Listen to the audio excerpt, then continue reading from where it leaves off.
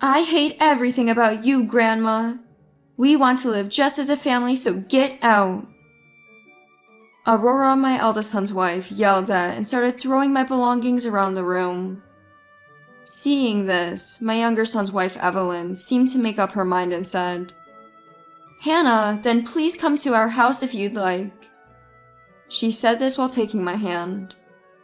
It seems like Evelyn had a plan. My name is Hannah, and I'm turning 75 this year. I've been working with flower arrangement since I was young, and I rent an old house in the neighborhood to run my flower arrangement classes. I don't like being too strict with my teaching, and although there are rules to remember, I think it's enough if everyone enjoys arranging flowers together. Perhaps because of this approach, my classes have become quite popular, and it's hard to get a reservation. Until a few years ago, I mainly taught local women. Why not teach flower arranging to tourists too? Evelyn, my younger son's wife, suggested. Evelyn married my younger son 2 years ago. She's always cheerful and energetic, loved by people of all ages and genders. Her youthful appearance has made her a favorite in the neighborhood. She doesn't have children, but has been a great support to my younger son and is a wonderful wife. Thanks to Evelyn, my flower arrangement classes are on track, attracting members even from neighboring towns. I always wanted to work as much as possible in my later years and not be a financial burden to my sons. My husband still works as a tax consultant at 70, so I too wanted to have a job. So it's a blessing that my flower arrangement classes are popular and provide a stable income. However, my biggest worry is Aurora, the wife of my eldest son with whom we live. Aurora married my eldest son Matthew 5 years ago, but I've always felt we didn't get along. Their marriage was a shotgun wedding due to Aurora's pregnancy. Thinking they would be financially strained, I suggested they live with us for a few years until things settled. Matthew was initially happy with this, but I soon regretted it. Aurora has a tough personality, evident in her every word, whether she's speaking to me or my husband. Matthew seems completely under her thumb. Although she's married to Matthew, whom I cherish, it seems to her I'm just an annoying presence. Aurora, while a housewife, hardly does any housework. I took care of the chores when the baby was born, expecting her to take over eventually. But years later, she still doesn't. It's as if she sees me more as a housekeeper. The shampoo in the bathroom is gone. Sorry, I didn't notice. Please be more responsible. I'm busy with the kids, you know. I'm sorry. That's how it was. Aurora would find something and immediately complain to me. I understood she was busy with childcare, but to me, it seemed she just lounged around watching TV all day. Of course, Matthew, her husband, never said anything to her. He always put his wife before his parents, letting her do as she pleased. Running my flower arrangement classes 5 days a week, and then doing household chores was becoming increasingly difficult with age. My husband would come home from work, see me doing chores, and worry if I was getting too tired. He has always been a workaholic, but was very lenient with the kids. He rarely opposed what they wanted to do and never raised his voice. Now, I wonder if that leniency has led to unfavorable outcomes. Maybe I was too indulgent, he said, looking sad. I was starting to think about finding a new place for my eldest son's family so my husband and I could live quietly by ourselves. One day, after shopping and preparing lunch, I noticed it was noisy outside. There seemed to be several families having fun. Suddenly, the front door opened and those families entered our house. "Excuse us." Come in. The house is a mess, but make yourselves comfortable. Sorry for dropping by like this. It's fine, don't worry about it." With that, Aurora ushered the other families into the living room. Confused by this sudden event, I was now dealing with 5 adults and 5 children. 10 people suddenly in my house. "Aurora, what's this about?" "It's okay, don't worry, just go over there." The other family started spreading out store-bought dishes and began a party in the living room. Of course, I wasn't informed about any of this. I was overwhelmed, my house suddenly overrun by a large group. The children not being watched by the adults were misbehaving, opening our fridge, jumping on the sofa. Not wanting to be in such a house, I decided to go out for a while, do some shopping, and distract myself. Relaxing in a cafe, reading a book, and browsing new shops, I lost track of time. And before I knew it, it was 4 p.m. Thinking I should return home to prepare dinner, I worried about the state of the house. When I got back, I could still hear the noise inside. They haven't left yet. Feeling heavy-hearted but knowing I had to ask them to leave, I entered the house and approached Aurora. Then she said something unbelievable. "Oh, these people are staying over tonight." "What? But the rooms are..." "We'll use your room for them, so you should stay in a hotel tonight." That's absurd. Suddenly faced with such an unreasonable demand, I was at a loss. I immediately called my husband and explained the situation. Even he was shocked, saying, "What?" But it seemed like there was nothing he could do since other families were already at our house. So I contacted my younger son Robert and decided to stay with him for a day. Robert, having heard the situation, was surprised by Aurora's domineering behavior but gladly agreed to let us stay. "Sorry for calling out of the blue." "Don't worry about it. I'm often away for work, and Evelyn will be happy to have someone to talk to," he said, comforting us. "It must have been hard for you. You can stay with us as long as you need." "Thank you, that's a relief." "But what about Aurora? Didn't she say anything to you, Hannah?" I was just as shocked. "Actually, we've been having trouble too." Evelyn then began to talk about the troubles with my eldest son's family. It turned out that the younger son's family had lent them money. They weren't exactly well off, but since they didn't have children, they decided to help out a bit. However, the repayment deadline had passed, and they were making excuses not to pay back. Especially Aurora, who even got angry and made excuses, causing quite a problem. The younger son and his wife. "We'll just consider the money we gave as a gift and let it go." It seems that they have decided to go with that idea. I wish they could pay it back though. It was a significant amount. "How much did you lend?" $10,000. "What? Such a large sum? I've been giving them money every month too." "Really?" "I too have been giving my eldest son money every month. Since my grandchild was born, I thought they might need it, so I gave them $1,000 monthly, yet they still seem short on money. Of course they don't pay rent since the house belongs to my husband and me. It was a mystery where all that money was going." A week later, after finishing my flower arrangement class and returning home, I saw a white truck parked in front of the house. "What's this?" Curiously looking, I saw workers who seemed like contractors coming out of the house. "We'll contact you again once we have the estimate." "Okay, thank you so much," Aurora responded with a smile. "Aurora, what's happening?" "Oh, nothing really." Aurora acted as if she wanted to keep it from me. "But they were talking about an estimate." "Well, we're planning a home renovation. That was the estimate." Her shocking revelation made me raise my voice. "What? I haven't heard anything about this. When was this decided?" "It doesn't matter when. The house is old, and we're making it more comfortable to live in. But we don't have that kind of money." The first thing that concerned me was the issue of money.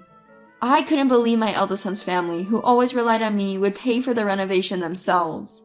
"For the comfort of our family, please take care of it. We don't have the money to pay," Aurora said. That's absurd. Unbelievably, Aurora had decided to renovate the house without consulting me or my husband. Our house, indeed old, didn't urgently need renovations. There were no steep stairs or significant level changes. Upon asking, it turned out Aurora wanted to remodel the rooms to make them stylish. She felt embarrassed living in an old house while her friends had trendy homes. Her childish reasoning left me speechless. Moreover, I had been thinking about asking the eldest son's family to find a new place, but Aurora's plan suggested they intended to stay long-term. The thought of living together for many more years made me feel gloomy. Reaching my limit, I decided to vent to Evelyn. Both of us troubled by the eldest son's family, it had become easier to share our frustrations. She started talking about renovating on her own? Unbelievable! Yes, and it looks like we're expected to pay. Is there any way to stop her? After I said this, Evelyn seemed to have an idea. Let's teach that couple a lesson. How? I have the perfect plan. Let's fight back now. Saying this, Evelyn began to devise a strategy with an excited look. A week later, Evelyn came to my house. She had some kind of recording device in her hand. Aurora, when will you return the money? What? I can't right now. We have a child after all. Aurora refused to repay the borrowed money, using her child as an excuse. Frustrated by her attitude, both Evelyn and I grew increasingly irritated. Well, our grandchild is starting elementary school soon, so perhaps it's time for you to move out. I'm getting old and want to live peacefully. What are you talking about? We're about to renovate. There's no way we're leaving. Caught off guard by mine and Evelyn's suggestion, Aurora panicked but refused all our demands. I hate everything about you. We want to live just as a family, so get out. Aurora yelled that and started throwing my belongings around the room. Seeing this, Evelyn seemed to make up her mind. Hannah, then please come to our house if you'd like. She said this while taking my hand. Evelyn seemed to have a plan in mind. Leaving an enraged Aurora at home, Evelyn and I went to my younger son's house. She shared her plan for retaliation against Aurora with me. Listen, if things stay as they are, they'll do whatever they want with the house and take your money, putting you in a tough spot. So, let's fight back and give them a taste of their own medicine. But how can we do that? First, stop all payments for the house. Although I lived with my eldest son's family, I never received any contribution towards living expenses. We paid for everything from utilities and groceries to neighborhood association fees. Thankfully, the house was already paid off. And don't give them the usual $1,000 every month. I see, but then I might not have a place to live. My biggest concern was becoming homeless. At 75, I couldn't buy a new house. Stay in the house until our counterattack is over. That way, it won't matter if the water or electricity gets cut off. That makes sense. Feeling a bit weak for fearing losing the house, Evelyn encouraged me with determination. We need to make Matthew realize how much they're taking advantage of Hannah. Her eyes were full of seriousness. Besides, we don't know how long we can keep working, so we should save as much money as possible. You're right. Then with Evelyn's help, I changed all the house-related payments. They were being charged to my credit card, but I switched to having the bills sent to the house. This way, the payment slips would start arriving at the house next month. Both Evelyn and I couldn't help but smirk, thinking about our retaliation. Since my eldest son's family rarely checked the mail, they might not notice the bills and end up with the utilities being cut off. The thought made us laugh uncontrollably. Our counterattack continued. With Aurora's requested home renovation about to start, my husband and I decided to have a talk with the eldest son's family about the future of the house. Is the renovation starting next month? Yes, but do you still have complaints? Aurora's mood soured instantly when the renovation came up. It's not about that. As you said, the elderly should pass their homes on to the younger generation. So we've decided to give this house to Matthew and his family. My husband spoke the words he had thoughtfully prepared. The eldest son's family began to celebrate as if they had been waiting for this moment. Yes! Finally, the house is ours. Lucky us. Just so you know, if you ask for it back later, it's not happening. While I felt like sighing at their reaction, I continued the conversation about the renovation. You can remodel the house however you like, I told them. Young people have their own tastes, my husband added. At this, Aurora's face lit up with a smile. Of course! Now that you're no longer residents of this house, could you please leave quickly?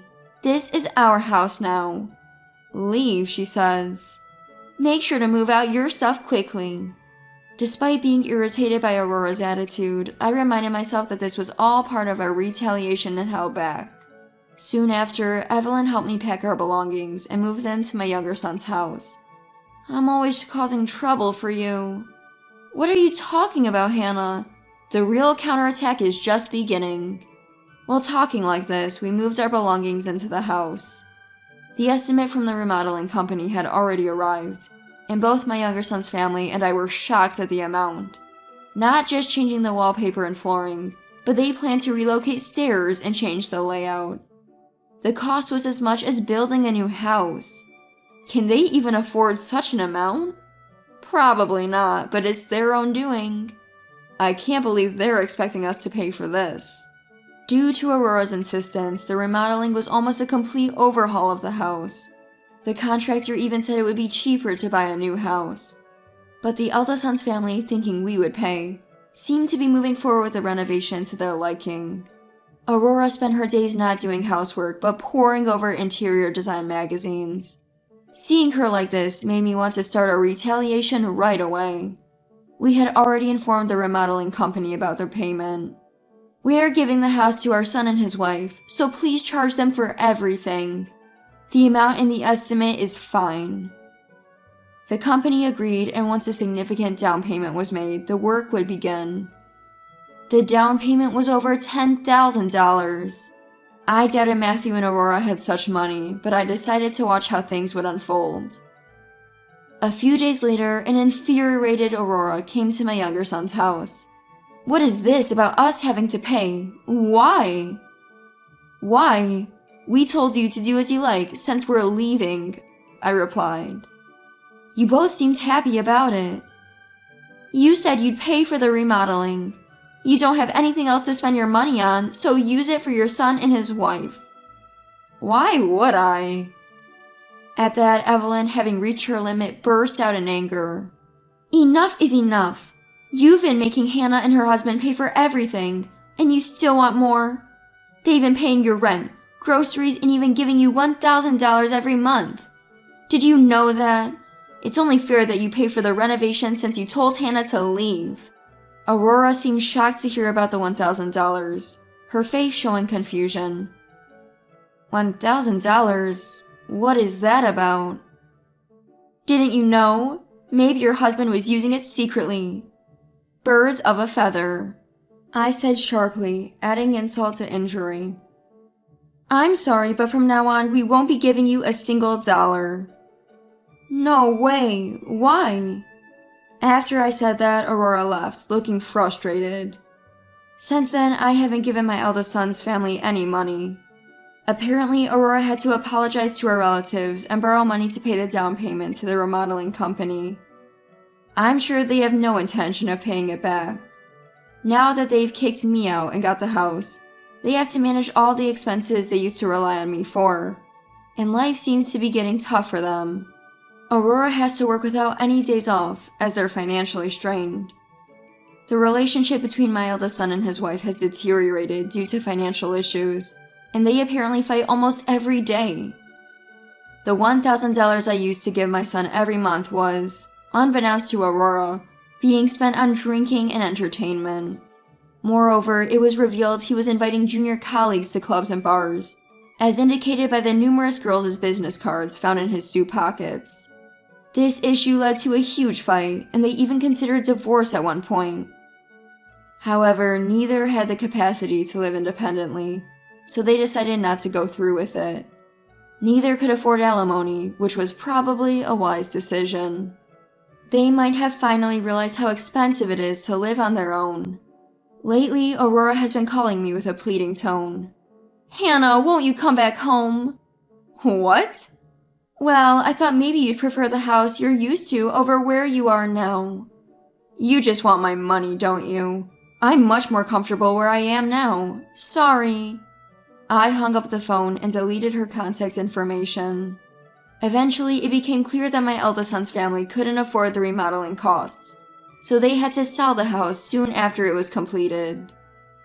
The house was priced quite high, probably due to the extensive remodeling expenses, much higher than the average in our town. Our old neighborhood is a so-called bedroom community, not particularly close to a station and without great transportation links. With such conditions, I doubt it will sell easily. Moreover, the interior, heavily influenced by Aurora's preferences, was a mismatch of styles and hardly stylish. I think it showed a significant lack of taste to spend so much money on such a cluttered house. Maybe we should buy the house, now that it's for sale, Evelyn joked.